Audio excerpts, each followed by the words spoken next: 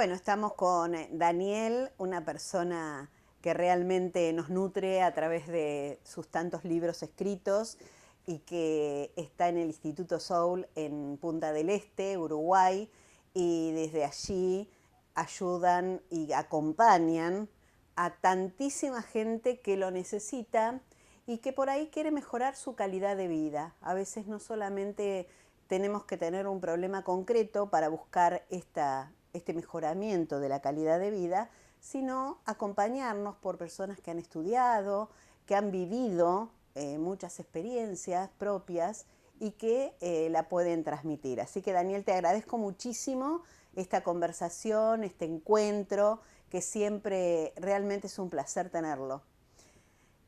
A mí me gustaría comenzar esta charla hablando un poco de tus libros. Bueno, gracias Silvia por esta oportunidad de continuar dialogando y con gusto compartimos diálogos sobre eso. Antes de hablar de los libros, te voy a dar justamente la experiencia que me llevó a escribir. Uh -huh. Eh, Siempre escribir ha sido como una necesidad de plasmar algo. Recuerdo cuando en 1995 más o menos había recibido una respuesta en su momento cuando había comenzado a tramitar la dispensa del ejercicio ministerial, ¿no? Con lo que era el Vaticano. La respuesta que me llegó en ese entonces era que mi caso iba a comenzar a tratarse en el 2004, 10 años después aproximadamente. Entonces, cuando noté eso, dije, bueno, acá hay algo que en el sistema no funciona. Y entonces se me ocurrió escribir, inspirándome en eso que me estaba pasando, lo que fue mi primera novela, fue un policial, en ese entonces apareció publicado como El Poder Oculto, y apareció en 1996. Pero había nacido de esa necesidad de repensar o reimaginar una serie de cosas. ¿Por qué un Lo tomé, policial? perdón. ¿Por qué un policial? La verdad que no sé, fue lo que se me inspiró en ese momento y posiblemente porque uno proyecta un montón de cosas, pero la vida la veía con muchos elementos dramáticos y Ajá. creía que una investigación podía ser un buen camino para compartir y llevar un montón de cosas adelante. O sea que ese fue un pequeño policial que acontecía en el Vaticano. Uh Y -huh. con eso fue mi primera producción y ahí quedó como quieto. ¿Sí? No seguí escribiendo. Pero prácticamente 20 años después, pasado bastante tiempo, y acá viene la experiencia que quería compartirte, me enfermé. Estaba viviendo en Hurlingham, para ese entonces ya trabajaba como profesional, como terapeuta, también estaba a cargo de una comunidad parroquial de San Marcos en la iglesia anglicana, y, y de repente me sucedió lo siguiente. Tuve un desmayo en un tren y fue diagnosticado que tenía hipertiroidismo. Un amigo me dice, Daniel, mira, como médico, ¿no? Como médico tengo la concepción de que todo es biológico, pero justamente lo tuyo tiene un factor psicológico, ese tipo de enfermedades. Entonces me dice, ¿qué te pasó? Y yo me quedé con esa pregunta, no se la respondí a él, pero ¿qué me pasó? ¿Cuál era mi conflicto interno? Y con esa pregunta abordé lo que fue luego el tratamiento. Uno de los caminos era poder tomar yodo radioactivo para hacer justamente que disminuya la función que estaba excesiva de las glándulas, ¿no? De las tiroides. Y debido a que tomé yodo radioactivo, tuve que estar aislado durante un mes sin contacto con otras personas. Y en ese mes, que primero fue difícil, tuve que confrontarme con un montón de cosas que me estaban pasando a mí internamente, podría decirte que en ese mes algo se terminó de romper. Claro, estaba como en mi crisis de mitad de la vida, Uh ¿sí? -huh. Y entonces, en ese romperse, donde pude ver distintas cosas que había dentro mío, uno de esos días, sin pretenderlo, sin desearlo, empecé a escribir. Y algo que escribí como de un tirón, como de corrido, terminó siendo un relato, que se lo titulé Un día, y fue como la historia de Jonás, pero resignificada, reescrita.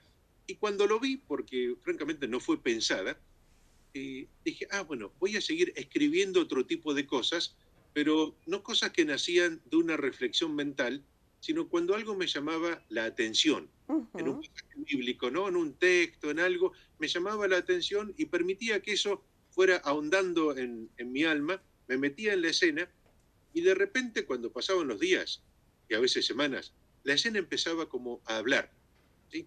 Empezaba a moverse. Y entonces ahí era el momento de escribir la historia, de seguirla.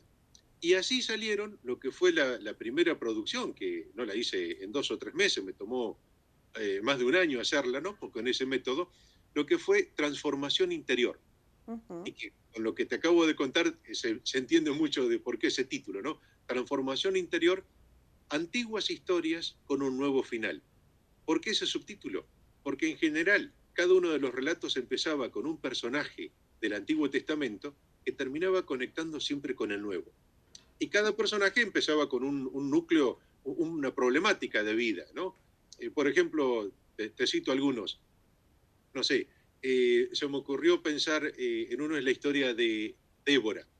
Dice en el libro de los jueces, Débora acostumbraba a atender a la gente en la palmera de Débora. Y, y eso tan simple a mí me llamaba la atención y decía, pero ¿cuánto tiempo tiene que estar una persona en un lugar para que se diga, ese es el lugar de tal persona? Eh, y si pasa tanto tiempo en ese lugar, ¿dónde no pasa tanto tiempo? Y entonces indagaba en el texto un poco y me empezaban a aparecer un montón de informaciones que estaban allí en parte ocultas o entre líneas. Bueno, y en base a eso cobraba un montón de sentido una historia. O en otro, por ejemplo, en un momento se me ocurrió pensar en esta mujer, Rahab, la prostituta que permite que lleguen los israelitas, entren a la ciudad que luego va a ser tomada, y ella es resguardada en, bueno, en la casa, porque les ha permitido entrar, y mientras escucha que todos los demás mueren. Y a mí se me ocurría pensar, digo, claro, estar encerrado mientras escuchás que los demás mueren. Bueno, tal vez los hombres la usaban, no le costaría mucho. Las mujeres tal vez la denigraban o la marginaban. Pero ¿qué habrá pensado Rajab al escuchar el llanto de los niños que Ujú. morían? No en eso. Y desde esa situación, que trataba de vivenciarla y encontrar una respuesta, cuando la empezaba a descubrir o intuir algo, iba el relato. O sea, comenzaba a tomar vida el relato que me llevaba a lugares nuevos y terminaba conectando siempre con el Nuevo Testamento. Así que bueno, eso fue, digamos, un proceso creativo que dio a luz lo que luego fue publicado por la editorial Santa María, el libro Transformación Interior, y que en realidad cuenta, como me decían después otras personas, vos has encontrado al escribir una forma de trabajar tus propias energías y llevar adelante tus propios conflictos. Y O sea, además creo que descubriste una metodología de trabajo donde te pones en la piel de esa persona, ¿no? De cómo esa persona reaccionaría, por ejemplo, ante el llanto de los niños o en otras situaciones, ¿no? Digo, es también un trabajo de psicología muy profundo, porque eso no está relatado, no está en ningún lado, y vos estás poniéndote en la mente, en el corazón, en el alma de esa persona. sí, es una tarea de empatizar, de conectar con, en este caso, con el personaje o con una historia, y al mismo tiempo creo que a cada uno el sentido de hacerlo, creo que es compartir una vivencia interna, porque uno puede empatizar con lo que tiene conexión con uno Claro. internamente. Yo sé que cada una de las cosas que puedo hablar de otro es porque de alguna manera hay una conexión interna. Y me pareció bueno que por un lado era una buena autoterapia, pero por otro lado creí que también mostrar los costados de herida, de falencia o de conflicto de cada uno de estos personajes, a veces masculinos, a veces femeninos, podía ser un buen camino para el lector que accediera a eso, ¿no? Donde no recibía una teoría, sino simplemente era una historia. A veces nos ayudan más las historias Totalmente. que las teorías, ¿sí? Ujú. Porque una teoría tal vez nos esclarece, pero una historia nos conmueve, nos convoca, nos impulsa, ¿sí? Entonces preferí transmitir experiencias a través de narraciones que no a través de teorías. Y Por si mirás ejemplo, el incluso libro de el los gran mensaje animales, que son todas historias. el libro de los animales. El libro de los animales. El libro de los animales, como lo mencionás, es Exélice, Crónica de un viaje asombroso, y justamente es el último que apareció hace ya un año y algo, un par de años, durante la pandemia, Y justamente nació a pedido de uno de los editores, que dijo, si escribieras algo para todo el público, o sea, no en un lenguaje netamente cristiano, ¿sí? Porque los otros estaban de alguna manera tocando, rozando siempre la espiritualidad cristiana, integrando espiritualidad y psicología. Entonces, con el libro de los animales, eh, traté de hacer una gran fábula. Y admito que en esto me inspiró haber leído un libro de Liliana Bodoc, ¿sí? La mendocina, donde justamente hablaba el perro del peregrino. Ujú. Y miraba toda la historia de un peregrino, en este caso era Jesús, desde un perro, ¿sí? Entonces yo dije, bueno, poder desde una perspectiva de los animales transmitir también un mensaje. Y entonces mi pregunta fue, ¿dónde puedo encontrar una gran cantidad de animales? Bueno, el relato que me vino a la mente, y roza también otra vez lo bíblico, pero desde otro ángulo, es el arca de Noé. Claro. Entonces, Crónica de un viaje asombroso, lo que es desde que el conjunto de animales sube al arca hasta que desciende, toda esa experiencia de convivencia. Mi intención fue poder combinar la simplicidad de Antoine Exupéry en El Principito, y aclaro que fue mi intención. Me encantaría haberlo logrado, haber escrito como ese autor, pero con la simplicidad de Antoine Exupéry en El Principito, y al mismo tiempo la trama, justamente como está presentada, Rebelión en la Granja de Orwell, Ujú. justamente donde a través de una metáfora muestra lo que está aconteciendo en la sociedad. Entonces, Exactamente. lo que le sucede a los animales en el arca es un aprendizaje que bien quien lo lee puede percibir lo que sucede o en un colegio o en la familia o en una sociedad más grande. Y a ese relato, que son 27 capítulos, que lo trabajamos en conjunto con Mariana Lang, que es una amiga y artista visual, ya lo ilustró y tiene realmente un poderoso apoyo visual cada uno de los capítulos, ¿verdad? Breve el texto y un apoyo visual importante. Consta también con, ahí tenemos el sonido Del de fondo, perrito. un Bueno, animal hablando de animales, ¿no? uno de los animales del arca donde yo habito. Consta también de cada capítulo, tiene un anexo donde tiene preguntas para desarrollar una filosofía vital. O sea, para que cada uno no se le diga qué pensar, pero sí en grupo y con otros pueda ir dialogando, discutiendo temas que lo lleven a desarrollar no una filosofía abstracta, sino una filosofía para la vida. Eso es como un concepto personal que colocamos en ese libro junto con Mariana. ¿Qué diferencia tiene una filosofía abstracta a una filosofía vital? Y una filosofía abstracta nos va a preguntar de preguntas solamente en sí, o conceptuales, o definiciones, o de lógica. Tal vez tendría un carácter académico que no nos va a dar necesariamente resoluciones o aplicaciones a la vida, ¿sí? Mientras que en una filosofía vital es encontrar elementos para el buen vivir, Ujú. ¿sí? Para mejorar los códigos de comportamiento, la comprensión de lo que nos está aconteciendo, para ser más conscientes de nuestro aquí y ahora, ¿sí? Y al mismo tiempo seguir ampliando la forma de interactuar y encontrar resoluciones a conflictos que nos toca ir vivenciando en cada momento. Daniel, ¿qué lectura haces de la sociedad actual?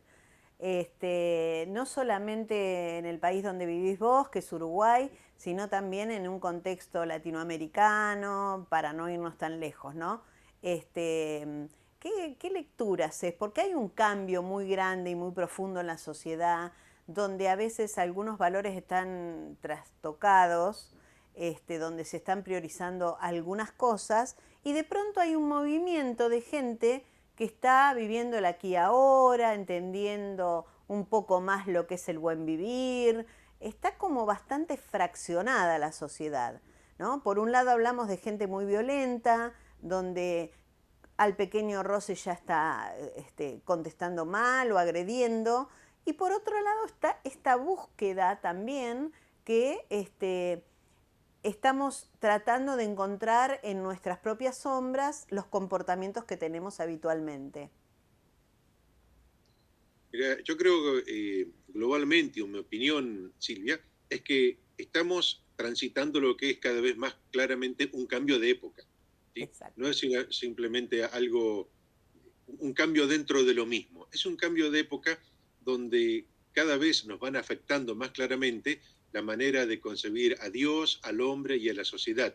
Esos cambios son fuertes, ¿sí? Son cambios que a veces la tentación es querer intensificar lo que ha sido el pasado, lo que dio resultado en un pasado, pero no se puede volver al pasado. Así como nosotros no podemos volver ni a nuestra primera juventud o niñez, sino que hay que mirar lo que adviene, lo que nos está viniendo, bueno, la sociedad también tiene que fijarse a dónde va. Y en este cambio de época, bueno, si bien el pasado ha tenido sus luces, también ha tenido sus sombras, no podemos seguir exactamente con las mismas luces del pasado. Cada cambio de época tiene nuevos valores que se van privilegiando y el desafío que tenemos es aprender a vivir con esos nuevos valores que se van acercando, que a veces algunos se nos pueden hacer más incomprensibles o tal vez más comprensibles según la personalidad. Pero creo que lo primero es que estamos en un cambio de época y el gran desafío es abrirnos hacia lo nuevo que viene, sabiendo discernir también de eso nuevo que viene cuáles son las luces y sombras. ¿Sí? No podemos detener lo que viene, simplemente es poder discernir y potenciar las posibilidades que tiene este porvenir. Creo que ese es el primer paso del cambio, ¿no? Y dentro de eso, entiendo que los cambios, es sencillo y tiene algo de poético hablarlo filosóficamente o los cambios en sí, cuando los cambios tocando los elementos de producción, las formas de relacionamiento, claro, qué duros que se hacen, porque bueno, muchas veces cada persona está parada en su sustento, en su cotidianidad, en eso, entonces los cambios generan una cierta irritación, miedo, y todo ese movimiento emocional es lo que también empezamos a ver traducido en el comportamiento cotidiano. Ujú. ¿Vos notás que hay más violencia en lo cotidiano o como que la gente está más intolerante, que a veces les cuesta mucho acomodarse a estos cambios y a algunos ni saben que estamos en un cambio? Este, les cuesta mucho. Yo hablo por mi país, ¿no? Nosotros estamos atravesando una crisis muy profunda que no solamente nos afecta desde lo económico, nos está afectando en los valores, en el diario vivir, lo estamos viendo en las escuelas, en los hospitales, en la calle, o sea, ya es preocupante esto que nos está pasando. A veces lo hablamos con la gente y dice, yo hace mucho tiempo que no veía esto, ¿no? Supongo que la realidad del país donde vivís vos es bastante distinta, primero por ser más pequeño, ¿no? Y segundo porque no escucho estas cosas que pasan en Argentina. Pero vos no estás abstraído de Argentina y creo que un poco me podés hablar de eso. Mira, creo que hay que entender todo en un proceso, todo en una diacronía, ¿verdad? En una historia. Claramente se ha vivido lo que es la situación de pandemia, incluso la situación de cuarentena, de encierro, ¿no? Donde realmente ha sido un cansancio y una fatiga, un estrés muy grande para todos los argentinos, ¿no? Eh, entonces, si a ese cansancio encima después se le suman las dificultades propias del vivir cotidiano, eh, la forma de responder, hay menos tolerancia. Eh, Pensemos simplemente este hecho, generalmente es una persona, ha trabajado a lo largo del día, puede empezar el día con cierta entereza, con cierta fuerza de ánimo, pero a medida que viene el atardecer o la noche, si no hubo un descanso, no hubo un reposo apropiado, bueno, esa persona a la hora de afrontar una dificultad, una adversidad, posiblemente no mantenga ni la calma o la ecuanimidad que podía tener al inicio del día. O sea, la fatiga en la persona genera que la respuesta pueda ser no apropiado, pueda tener un contenido de violencia, o que incluso si no llega a la violencia, contenga más desesperanza. ¿Sí? Ujú, Como dice el desiderata, ¿no? Muchos temores, muchas dudas vienen de una falta de descanso. ¿Sí? ujú. Bueno, quien ha vivido justamente toda la pandemia de esa forma, ya ha tenido un estrés que a la hora de mirar lo que tenía que afrontar, bueno, es, es menos la tolerancia que puede tener sobre lo que tiene que llevar adelante. Eso como un elemento simple para decir, bueno, todas las personas pueden estar un poco más sensibles a lo que sucede, incluso independientemente de las condiciones económicas, que al mismo tiempo lo hacen más adversa, ¿no? La hacen dan mayor dificultad. Sí, realmente cuando uno no puede llevar el pan a la mesa, genera un desazón muy grande en las familias y o sea, si bien uno a veces dice la parte económica, el tener no nos hace mejor persona, sí nos hace perder la calidad de vida en ciertas ocasiones, ¿no? Cuando uno ve gente que duerme en la calle con este frío, o que no tiene para comer, o porque no tiene trabajo y está haciendo colas interminables para ver si consigue un trabajo genuino, y yo creo que eso también genera un poco de desesperanza y de violencia también, ¿no? Claramente que a lo que ya es común para la mayoría, para todos, también hay elementos que a cada uno lo pueden ir sacando. Mira, sobre esto, digo, simplemente cada uno de nosotros tenemos que ser consciente lo que nos toca vivir y tal vez en este sentido sí podría ser el desafío que cada persona, cada uno de nosotros debe afrontar, es poder mirar la realidad, tal vez te parezca raro esto que diga, poder mirar la realidad sin miedos, o sea, no paralizados por el miedo. Uh -huh. Creo que el miedo lamentablemente está socializado. ¿Sí? Una persona se dijera, mira, yo robo un poco, o yo soy un poco lascivo, soy algo adúltero. Nadie lo diría, pues no, no, queda mal. ¿Cómo voy a decir que robo o que soy lascivo? No, por ese lado no. Pero si alguien dice, no, yo a veces no me atrevo a obrar, yo soy tímido o tengo miedo a, el miedo está socialmente aceptado Uh -huh. y realmente que es sano sentir algo de miedo, pero los miedos hay que administrarlos, porque si no los tenemos, si no los percibimos, seríamos temerarios y podríamos perder la vida en lo que emprendemos, Uh ¿sí? -huh. Pero si lo abrimos y nos inunda, nos gana el pánico o las fobias, bueno, tampoco avanzamos, ¿sí? Tampoco podemos desplegarnos. Entonces hay que saber graduarlo. O sea, poder mirar la vida sin miedos excesivos puede permitirnos la oportunidad de encontrar nuevas oportunidades y salidas a lo que tenemos que hacer. Y en Totalmente. este sentido, a lo primero que apelaría es, cada uno de nosotros, si llegamos a donde nos encontramos, ¿sí? Vos y yo estamos hablando, otros en este momento nos están escuchando, si cada uno de nosotros contamos con los dones que tenemos de salud, de posibilidades, de reflexión, partir de lo que tenemos y no centrarnos en lo que nos falta, sino con confianza, y entonces acá yo me estoy corriendo de la casa del miedo para ubicarme en la casa del amor o de la confianza, con confianza parto de lo que tengo. Y con lo que tengo, me abro las posibilidades de lo que hay para realizar. Y sí es verdad que encontrándonos con eso, eh, el otro desafío también, así como es mirar sin miedo, sino con confianza, a ver si he llegado hasta aquí, a dónde continuaré. No llegué hasta aquí para derrumbarme, llegué hasta aquí simplemente para reorganizarme y dar el próximo paso.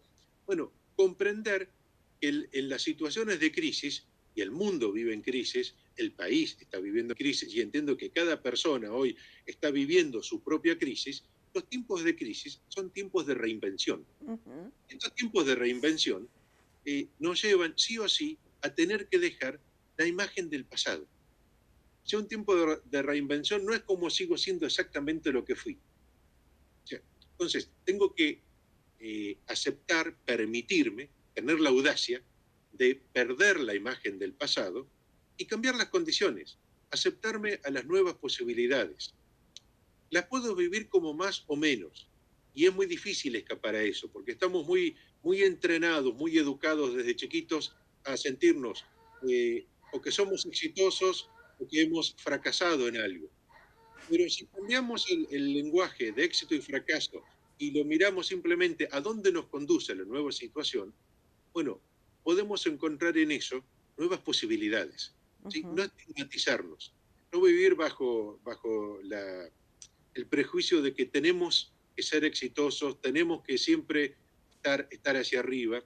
La naturaleza misma nos muestra que en sus pasos, en sus ciclos, hay un momento que tiene de exuberancia y un momento que tiene de repliegue, recogimiento, ha muerto y vuelve a resurgir. Es lo que se nos explica a veces en la rueda de la vida, ¿no? El camino, el movimiento continuo. Tenemos momentos que vamos hacia arriba y tenemos un momento que va hacia abajo, ¿verdad? Ujú. Saber cuándo vamos hacia arriba, bueno, aprovecharlo y ser generosos, y sabemos que en algún momento va a declinar. Y sabemos que cuando vamos hacia abajo y estamos en el momento más sombrío, no va a ser el punto final. Sabemos que vamos a volver a renacer. Es lo que el sol nos va mostrando en cada día, En ¿verdad? cada día, en El cada lugar estación del que año, ¿no? uno llega a la plenitud y lo vemos morir, nos parece bello y transitamos la oscuridad y volvemos a renacer. Quiero decir que esto, que lo encontramos y que es el claro mensaje en la espiritualidad cristiana, ¿verdad? Toda la vida, muerte de Cristo y resurrección, un nuevo resurgir, Ujú. donde ya es diferente. O sea, en el resurgir no podemos pretender que el resurgir sea igual a lo anterior. Tal vez esa es otra de las grandes ficciones que tenemos que romper. No pretender que todo siga igual. No puedo seguir siendo siempre joven, no puedo seguir estando siempre en la misma realidad de mi trabajo, de mi etapa, de mis vínculos familiares. Van a haber transformaciones que no van a ser para mal, van a ser para bien, como así han sido antes de nuestra vida. Eso va a continuar en el futuro. Bien. Seguramente con este enfoque positivo, digamos, uno puede salir más fácil de una crisis si la tomamos como crecimiento personal, ¿no? Aprender de lo que nos está pasando, para qué nos está pasando y reinventarnos todos los días. Creo que si volvemos a la naturaleza, esto de observar la planta en su ciclo, por ejemplo, nos hace tener muchas más esperanzas. Daniel, como psicólogo, ¿cómo se generan las fobias?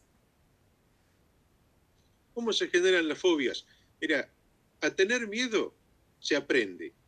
O sea, a tener miedo se aprende. O sea, la forma ya de pequeños en que hemos visto cómo han reaccionado a veces nuestros adultos a situaciones, o la forma en que se nos ha inculcado mirar la vida, ya es una manera en que nos ha dado más confianza o un poco más de miedo, ¿sí? Tal vez desde el punto de partida, como se plantea en la escala del desarrollo humano, por ejemplo, Erik Erikson habla que el primer desafío del ser humano al nacer, la primera etapa de vida es confianza básica versus desconfianza básica, ¿no? Ya eso marca de cómo uno va a estar parado, ¿verdad? Ujú. En la vida. Después también admito que más allá de ese inicio, lo que uno reciba, hay temperamentos, hay ya biotipos que tienen como un optimismo natural y otros que parecen, bueno, tener que lidiar un poco más con el tema del miedo. Pero eso, que haya una tendencia a una cosa o a la otra, no hace que sea imposible el superarlo, ¿no? Claro. De hecho, por ejemplo, si miramos la organización de lo que es el eneagrama, cada uno de los eneatipos en este sistema de análisis de la personalidad que es el eneagrama, el eneatipo 6, por ejemplo, lo ubican que uno de los pecados capitales o la pasión con la que debe convivir es el miedo, ¿no? Pero no el miedo que lo limita, sino el miedo que en realidad puede ser superado siempre. Y creo que ese es uno de los elementos.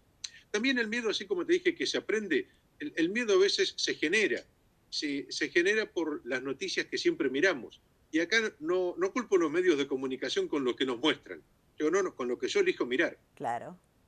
porque la persona se transforma en lo que ve. Si de continuo estoy mirando, asimilando algo, me empiezo a nutrir de eso, bueno, mi alma empieza a luego a transpirar eso. Si yo simplemente miro una cantidad de noticias que abruman y en exceso, bueno, ya esa cantidad de noticias que no puedo asimilar, ¿sí? Empieza a generar internamente angustia. Lo que en el plano biológico sería, si una persona come más de lo que su estómago, su organismo puede asimilar, genera una indigestión y le trae un malestar, también un exceso de información genera una angustia por la cual la gente luego puede decir, no sé qué me pasa, pero no me siento bien. Tenés más información de la que podés manejar. Pero Ujú. entonces, ¿que no tengo que estar informado? Sí, hay que estar informado, pero en la cantidad de lo que puedo manejar. Y no cambiar el mundo eh, real por el virtual, claro. tener como un sano equilibrio en eso. O sea, hay muchos elementos que pueden ir generando los miedos. También traumas, heridas, sucesos en la vida que justifican que algo suceda. Esta expresión tan simple que dice el que se quema con leche ve la vaca y llora, ¿verdad? Una experiencia puede asociar ya a que algo, la persona quede con un miedo, ¿no? Creo que aquí el punto es, si podemos dar un paso más en esto, no es cómo se gestó, no es cómo generó, sino que sabemos que todo se puede solucionar, todo puede ser trabajado. Vuelvo a la expresión que te dije, los miedos pueden ser administrados o si surgieron de una herida, como dice el psicoterapeuta norteamericano Bill Plotkin, se pueden trabajar en las heridas sagradas. Y ya al decir que uno empieza a trabajar en las heridas sagradas, primero sabe que uno puede trabajar un trabajo sanador hacia las heridas sagradas, pero no mira las heridas como algo que sucedió aleatoriamente, lamentablemente. No, es sagrado. Esa herida, ese acontecimiento que fue doloroso, tremendo, que tal vez llenó a la persona de miedo, el trauma, eh, tiene un sentido, tiene un plan. Y generalmente las heridas son misiones. O sea, Ujú. lo que nos ha dolido, lo que nos ha pasado en un momento de la vida, termina transformándose después en algo que la persona encontró cómo sanar, cómo mejorar eso, y termina ayudando a otro. Una vez que ha logrado tener, digamos, sanidad en sí mismo. Y doy un elemento más que me parece clave para mí a la hora de trabajar los miedos. Ya lo mencionaba Allport cuando hablaba de elementos para una personalidad madura, ¿no? Uno de los elementos que señalaba este antiguo terapeuta era los sistemas de creencias o la filosofía unificadora de vida. ¿Sí? Eh, Uno puede, a la hora de trabajar los miedos, puede elaborar y mirar, uno puede fijarse, si quiere saber cómo está su organismo, puede ir a un control médico, puede hacer todo lo que quiera para cuidar la casa, puede sacar seguros, pero en realidad el seguro no garantiza que no acontezca el incendio. Y el análisis de un perfecto electrocardiograma no garantiza que saliendo de la clínica la persona sufra un infarto. Entonces, ¿en qué me manejo? ¿Dónde queda la confianza? ¿Dónde puedo desterrar en parte los miedos? Bueno, ahí es donde entra justamente la filosofía unificadora de vida. Y Olpor señalaba que, más allá de todas las que cada uno pueda tener, dice, los sistemas espirituales o religiosos son los que pueden dar la filosofía más abarcativa de vida. Porque para temas tan duros como pueden ser la pérdida de un ser querido o la propia muerte, también tienen una respuesta. Entonces, lo que quiero mencionar aquí es que los sistemas de creencia, que cada uno, especialmente en esta época, desarrolle su propia espiritualidad, ya profundice en su propia espiritualidad, es clave. Pero no la espiritualidad como un camino que lo aliena, así como un camino, como decía Freud, la debilidad infantil. No, sino como que lo constituye, lo empodera, lo hace responsable de su propio camino, pero no lo afronta la vida solo. Y no es que solo la afronta en comunidad con otros, la afronta con Dios. Tal vez la expresión más simple es la que pone Jesús en el Sermón del Monte, ¿no? En el Evangelio de Mateo, donde dice, aquel que viste a los lirios del campo y que alimenta a las aves del cielo, el Padre de todos, ¿no los va a acompañar y no va a cuidar también de ustedes? Sí, cuando confiamos que hay una providencia más grande que guía nuestro destino, que nos puso en la existencia, nos sostiene en la existencia y que no nos deja en ningún momento, bueno, eso da una paz, no es que uno aliena o resigna su propio trabajo, pero no trabaja solo.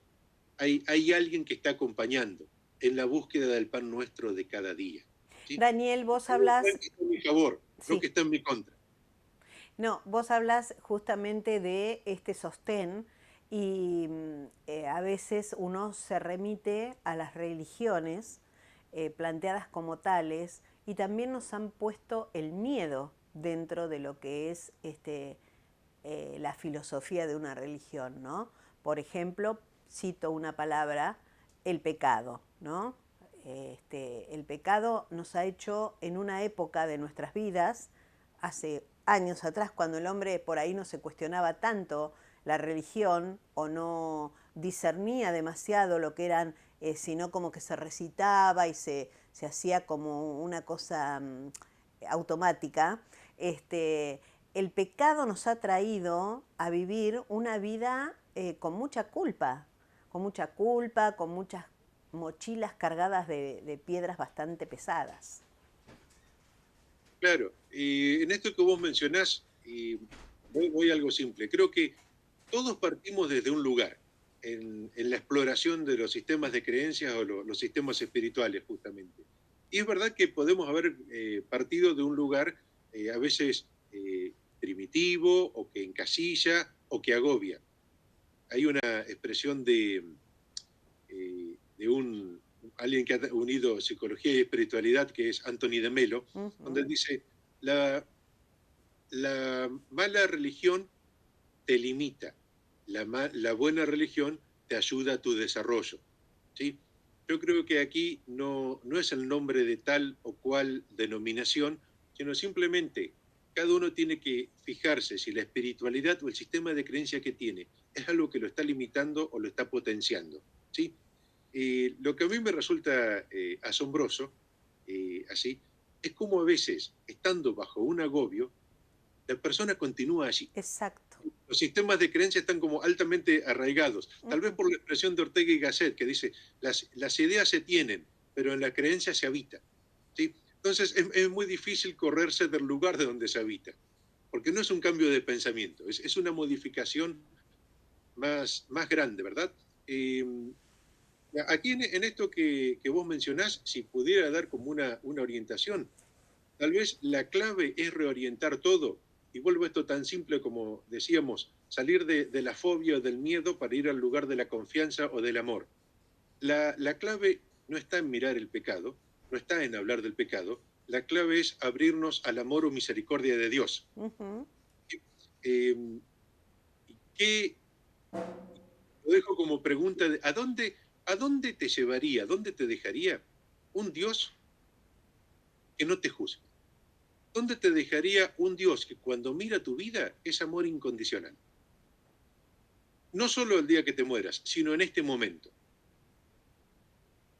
Y vos decís, bueno, pero esto, para Daniel, esto de filosofía no es, o ¿de dónde lo sacás vos? Vamos a una escena muy simple, tan simple como el Evangelio de Juan, capítulo 8. Le traen una mujer, ahí los judíos, dice, esta mujer ha sido sorprendida en adulterio. Lo cual el planteo se empieza machista y muy mal, porque esta mujer ha sido sorprendida en adulterio. Pero el ¿Y hombre dónde está no. el hombre? ¿Dónde está el hombre? Entonces Claro. digo, ¿no? Pero bueno, pero independientemente de ese planteo tan reductivo, ¿no? Tan distorsionado en ese momento, y que sigue siendo muchas veces en la época, ¿no? Eh, la idea es apedrearla, ¿verdad? Y Jesús no responde, ¿qué debemos hacer? Jesús no responde, la pregunta básicamente es, el que esté libre de pecado que arroje la primera piedra. ¿Sí? Y sobre eso, cuando quedan solos la mujer y Jesús, porque todos se retiran, dice, ¿alguien te ha condenado? Dice la pregunta, nadie. Yo tampoco te condeno. O sea, la mirada de aquel que es justamente el representante, Dios mismo, ¿no? Encarnado, que es alguien que no condena. O sea, no hay una mirada de juicio o condenación de Dios. Bueno, ¿qué tal si nos abrimos a una espiritualidad cristiana, no como la contamos los hombres, teñidos de nuestros juicios, prejuicios e intereses, sino que permitimos que el Evangelio nos muestre la fuerza liberadora que tiene, justamente, ¿no? El Evangelio me refiero a la historia de Jesús, justamente. Bueno, Exactamente. visto desde allí, podríamos enfocarnos entonces desde el amor, ¿sí? ¿Y qué decisiones podemos ir tomando desde el amor? Pero ya es un camino muy diferente. Fíjate, por ejemplo, cuántas veces a lo mejor podría haber pensado que alguien hace algo para decir, con esto me gano el cielo, con esto puedo llegar al cielo. Y en realidad, te digo una afirmación muy simple, el cielo no se gana, el cielo es un regalo. O sea, en la espiritualidad cristiana, la convicción es que Jesús ya nos regaló el cielo. El cielo está abierto para todos.